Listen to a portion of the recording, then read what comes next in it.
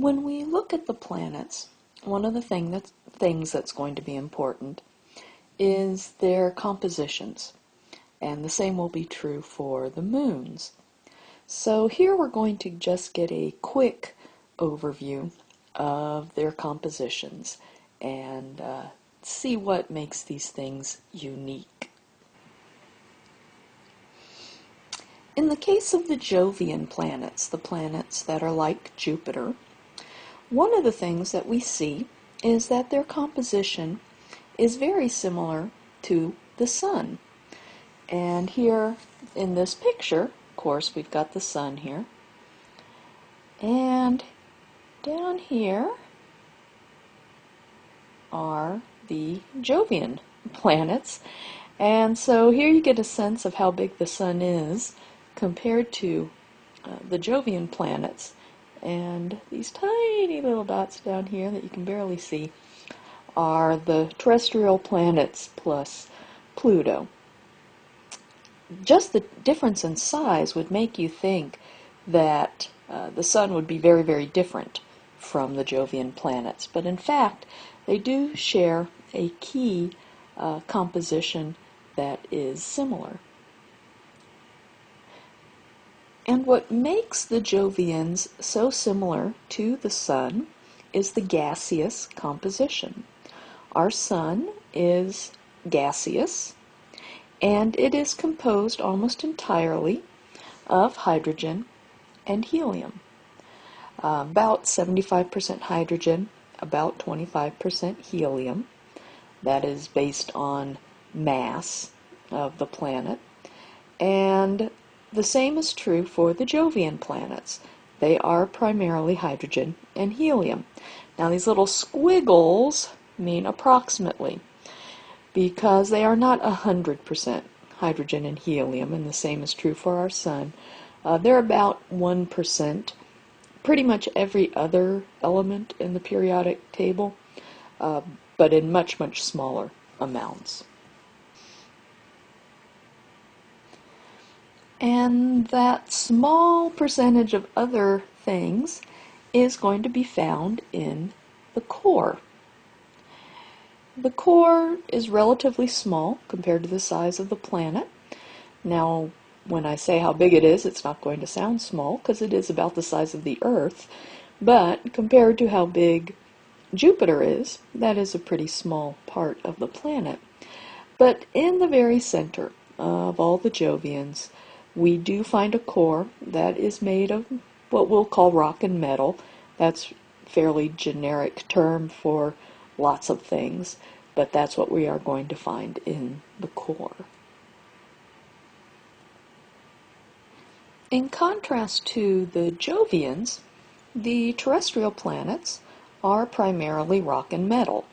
So in some ways we can think of the terrestrials as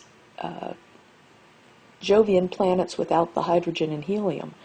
So all that stuff that really makes a Jovian planet, a big giant gassy planet, is missing, and all we've got is the stuff that's in the middle. So we are little solid planets. The proportions found in the terrestrial planets vary a little bit from planet to planet, but roughly a third is going to be metal, and that is mostly going to be in the core. And the remaining 2/3 is a material that we're going to call silicates. Silicate is a generic term for the majority of rocks found on Earth and on the other terrestrial planets.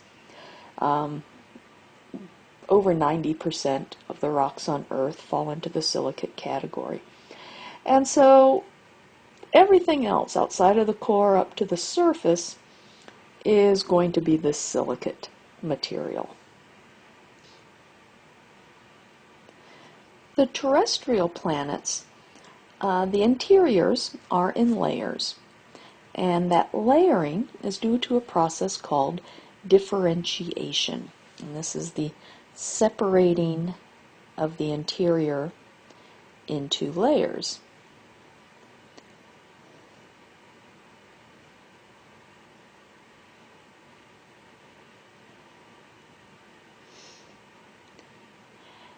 And that occurred because when the planets first formed, they were entirely molten.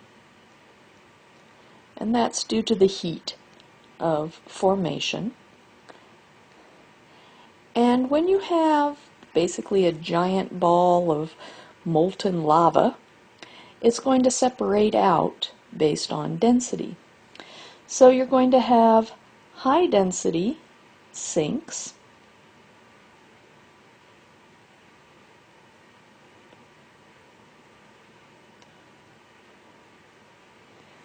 and low density floats. So you're going to get this separation of materials. And ultimately, when things kind of settle down, you will get these very nice, distinct layers inside of the planet. There is a separate tutorial specifically on differentiation that goes into a little bit more detail about this process. When we look at the moons, we will find that our moon is actually kind of unique as far as composition is concerned. Our moon is mostly silicate. It does have probably an iron core, not very big, but some kind of core in the center. But the majority of our moon is going to be a silicate as well. That's quite different from what we see most of the other moons composed of. Most of the other moons are going to be more like Pluto and comets, this mixture of rock and ice. Now, not all.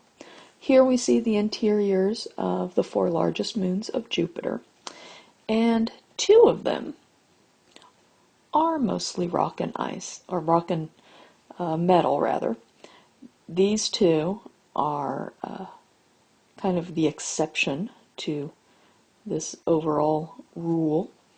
But most of the moons around the Jovian planets, certainly the larger ones, are going to be this mixture of rock and ice. And the farther out we go in our solar system, the more common that mixture becomes.